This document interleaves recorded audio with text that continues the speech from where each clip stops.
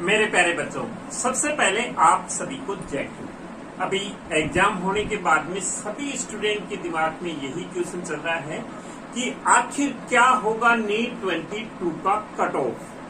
तो इस वीडियो में मैं आपको एक्सपेक्टेड कट ऑफ बताऊंगा और इसके क्या क्या रीजन हो सकते हैं जो मैं कट ऑफ प्रेडिक्ट कर रहा हूं, किस कारण से ये कट ऑफ जा सकती है, इसके बारे में भी मैं आपको बताऊंगा।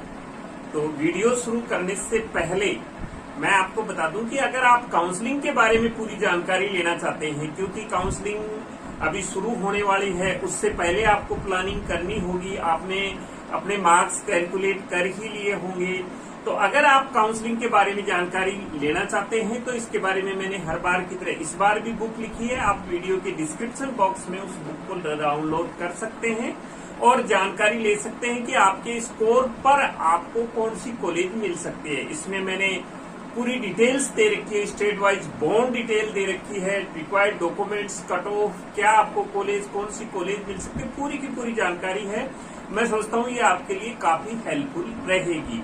तो अभी करते हैं वीडियो की शुरुआत। पेपर आपने दे लिया है, आपको पता है पेपर कैसा आया है, इसको बताने की आवश्यकता नहीं है, फिर भी मैं आपको बता देता हूं क्योंकि अलग अलग स्टूडेंट के लिए पेपर के रिव्यू अलग अलग होते हैं। तो ओवरऑल जो रिव्यू रहा है वो मैं आपको बता देता हूं।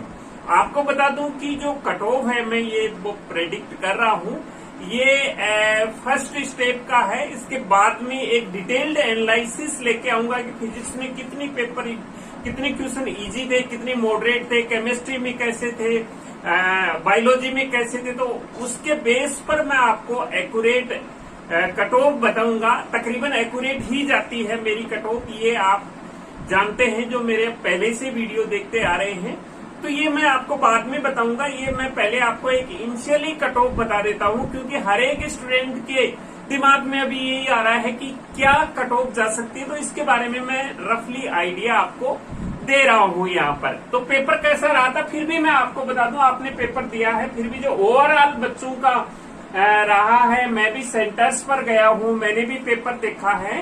तो जो ओवरऑल रहा है वो इसमें ज्यादा जो क्वेश्चन थे वो करेक्ट इनकरेक्ट स्टेटमेंट बेस्ड के क्वेश्चन थे। इस बार एनटीए ने पेपर का पैटर्न चेंज किया है। पिछली बार पेपर का पैटर्न अलग था, इस बार पेपर का पैटर्न अलग है जिसमें करेक्ट इनकरेक्ट के स्टेटमेंट बेस्ड क्वेश्चन ज्यादा थे, जिसमें समय ज्यादा कंज्यूम होता है। हालांकि इस बार 20 मिनट्स का समय ज्यादा दिया गया था, फिर भी ये समय का इतना ज्यादा स्टूडेंट को फायदा नजर नहीं आया क्योंकि इसमें पेपर काफी लेंथी था और करेक्ट इनकरेक्ट स्टेटमेंट बेस्ड काफी सारे क्वेश्चन थे। एसेशन रीजन बेस्ड क्वेश्चन भी काफी सारे थे इस पेपर में, लेकिन ये fully NCERT based question paper था।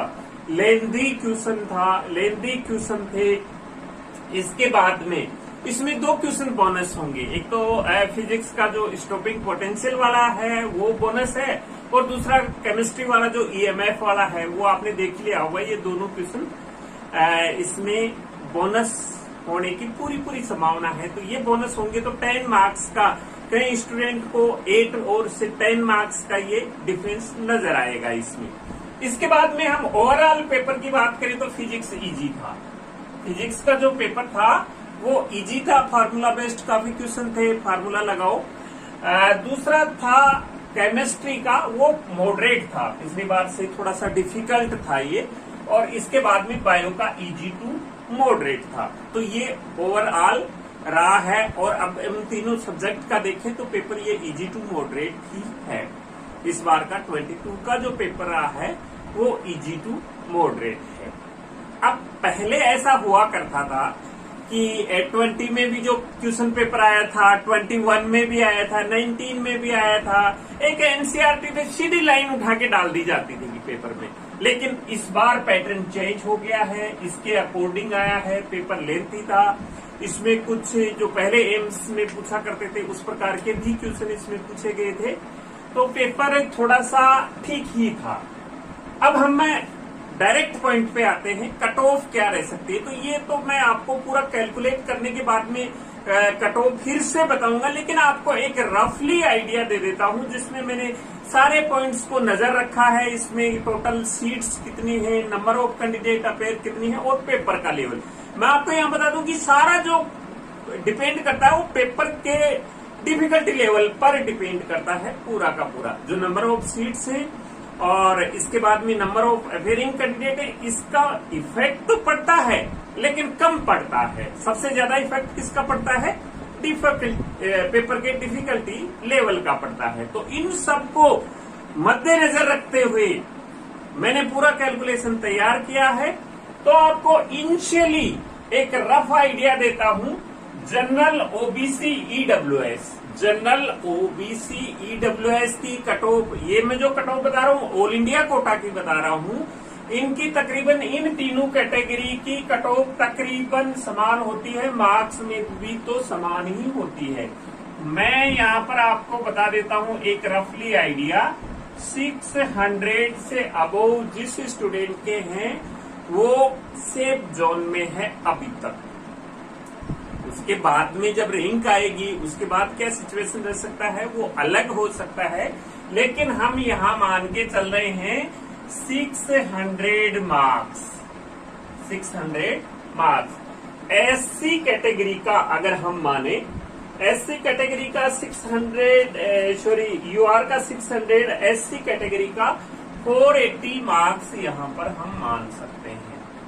480 मार्क्स और 460 मार्क्स एसटी कैटेगरी का यहाँ पर हम, ये आपको मैं इनिशियली बता रहा हूँ। इसके बाद एक नेक्स्ट वीडियो लेके आऊंगा जिसमें पूरा डिटेल होगा कि सेक्शन ए में फिजिक्स में कितनी क्वेश्चन इजी, कितनी मॉडरेट, कितनी डिफिकल्ट, सेक्शन बी में फिजिक्स, केमिस्ट्री, बायोलॉजी में अलग अलग सभी के कैलकुलेशन करके नेगेटिव कितने हो सकते हैं। तो उसके अकॉर्डिंग मैं आपके लिए एक डिटेल्ड वीडियो लेकर आऊंगा।